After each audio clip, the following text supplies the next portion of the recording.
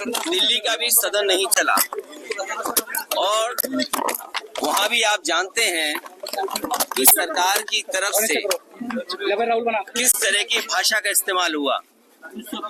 हम आप सब बाबा साहब भीमराव अंबेडकर जी को बहुत सम्मान करते हैं।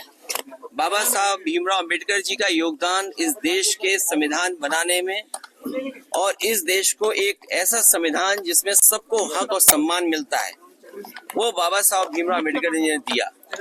लेकिन आप देखिए उनके सम्मान में किस तरीके से भाषा का इस्तेमाल हुआ है। ये वही लोग हैं जो संविधान कभी बदलना चाहते थे और लोकतंत्र पे हमला करने के लिए कि हमारा लोकतंत्र कमजोर हो जाए। लोकतंत्र वो है जिसमें हम लोगों की बातों को सुनते हैं, हर इंसान को जोड़ करके लोकतंत्र है। लेकिन ये लोग मन विधान से चलने वाले लोग एक तंत्र पसंद करना चाहते हैं। ये तो हालत दिल्ली की है।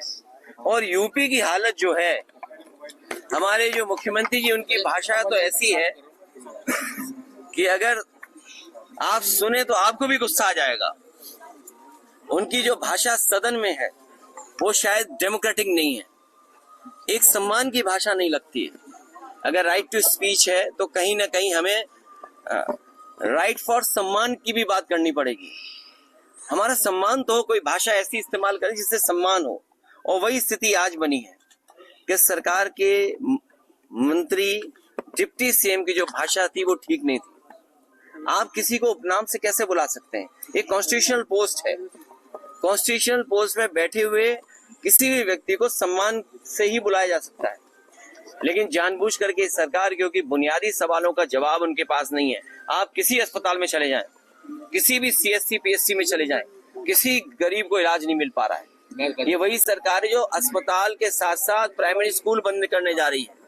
मैं आपसे कहना चाहता हूं कि इतनी लूट किसी सरकार में नहीं हुई होगी जिसकी लूट हर स्तर पर आपको देखने को मिल जाएगी। तहसील स्तर, थाना स्तर या किसी भी कामकाज के लिए इतनी लूट उत्तर प्रदेश में नहीं हुई जितना भारतीय जनता पार्टी की सरकार में हो रही है। इन सभी चीजों को छिपाने के लिए भारतीय जनता पार्टी फेस नहीं कर सकती है। सर, क्या कहेंगे संभल पर जो हिंसा हुई है, क्या कहेंगे? वहां पर जाने से रोका गया है सबको। जहां तक मिलने मिलाने की बात है, मैं आपसे बड़े सम्मान के साथ कहना चाहता हूं कि हम लोग खोदने वालों में से लोग नहीं हैं।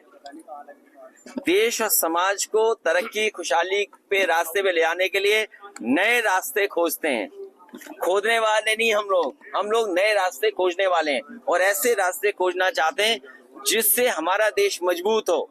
जहां तक संभल की घटना है, जब कभी भी जांच होगी सरकार कटघरे में होगी और अधिकारियों के खिलाफ कार्रवाई भी होनी चाहिए और दोषी भी वही पाए जाएंगे। संभल हिंसा पर आप लोगों ने विरोध किया है, बसपा जबकि समर्थन देता है। मुझे दूसरे दल का नहीं पता कि दूसरा दल किसके साथ खड़ा है।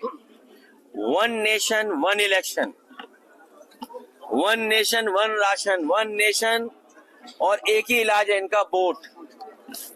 वन नेशन को बचाने का जो रास्ता है, जो इनका तरीका है लोकतंत्र को कमजोर करने का। हमारी रीजनल पार्टियों का अपनी वैल्यू है। रीजनल जो प्रदेश बने थे वो कहीं ना कहीं सूझबूझ के साथ बनाए थे। हमारी आइडेंटिटी है और लोकतंत्र में हमारी आइडेंटिटी बची रहे और लोकतंत्र और मजबूत है, इसलिए फेडरल सिस्टम है। लेकिन ये लोगों की सुनना नहीं चाहते हैं, केवल अपनी सुनाना चाहते हैं। ये संविधान से नहीं, मन विधान से चलना चाहते हैं। ये लोकतंत्र नहीं, एक तंत्र चाहते हैं कि एक तंत्र हो, एक का फैसला हो, वही सब माने। अखिलेश जी, क्या कहेंगे जिस प्रकार से इजराइल और फलस्तीन को लेकर भी विधानसभा में एक बात चल रही है? कल सीएम भी उस पर बोले हैं, उन्होंने बताया 6000 जो युवा हैं वो इजराइल में नौकरी करने के लिए गए। क्या यूपी में नौकरी नहीं रही है क्या? देखिए, हमारे मुख्यमंत्री इस बात को गर्व मान रहे हैं कि गरीब बच्चे वो अपना घर परिवार छोड़ करके, अपने सगे संबंधियों को छोड़ करके, अपने घर गांव खेत छोड़ करके, और सोचिए इजराइल में न जाने किन परिस्थितियों में क्या नौकरी कर रहे होंगे। किसी कोने में आप चले जाएं, लेकिन जो घर में रोजगार नौकरी कर करके सम्मान आप पा सकते हैं वो दूसरे कोने में नहीं पा सकते हैं। और सरकार अगर यही गर्व करती है तो जितने बच्चों को नौकरी दिलाई है उन बच्चों की सूची जारी करें और सूची जारी करते समय ये भी सरकार बताए कि वो बच्चे किस तरह का काम वहाँ कर रहे हैं और किस तरह का काम उनसे लिया जा रहा है। बांग्लादेश के हिंदुओं पर सभी पार्टियां मौन हैं, आप क्या कहना चाहेंगे इस बारे में? कोई पार्टी मौन नहीं है, पूरा देश ने जान लिया ये सरकार बहुत कमजोर है, पूरे देश ने जान लिया है। और सच्चाई तो ये है कि हम अपने प्रदेश में, देश में जिस तरीके से अल्पसंख्यक समाज को सम्मान के साथ और रखें, उनका विश्वास और जीतें, उसी तरह का व्यवहार और देशों में होना चाहिए अल्पसंख्यकों को लेकर। सर, समाजवादी पार्टी दिल्ली में नजदीकियां बढ़ा रही है अरविंद केजरीवाल के साथ, क्या कहें, क्या हमारी सबसे नजदीकियां बढ़ेंगी जो बीजेपी को हराने में आगे आएंगे।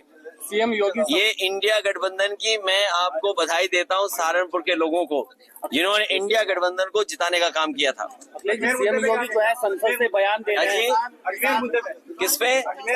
मैंने आपसे कहा कि खोदने से भाईचारा नहीं अच्छा होता है, खोदने से हम स्वार्थ खो देंगे, खोदने से हम भाईचारा खत्म कर रहे हैं। और प्लेसेस ऑफ वर्शिप एक्ट जो हमारा कानून है, तभी तो हम और आप सबसे ये चर्चा करते थे कि भारतीय जनता पार्टी के लोग संविधान पे नहीं चलना चाहते, ये लोकतंत्र पे भरोसा नहीं करते हैं, एक तंत्र पे भरोसा करते हैं। मुख्यमंत्री जी ने कहा योगी आदित्यनाथ ने कि समाजवादी और कांग्रेस का तलाक होने जा रहा है, इसके बारे में क्या ख्याल है? उन्हें क्यों इस बात की चिंता है? उन्हें किस बात की चिंता है? मीनापुर चुनाव में मुख्यमंत्री जी ने कहा है। वैसे हालांकि वो इतने कैमरों के सामने वो बात नहीं कह सकता हूँ जो मेरे मन में आई बात कहने की। सीएम योगी लगातार वो बात आप समझ गए होंगे। क्या मानते हैं? उन्हें क्या लेने देना शादी किसकी हो रही है, कौन शादी में नहीं शामिल हो रहा है, कौन किसके शादी में शामिल होने जा रहा है नहीं जाना, उन्हें क्या मतलब उससे? किसान आंदोलन, उन्हें शादियों से बुराई क्या है? इंडिया गठबंधन का उन्हें शादी से बुराई क्या लगती है?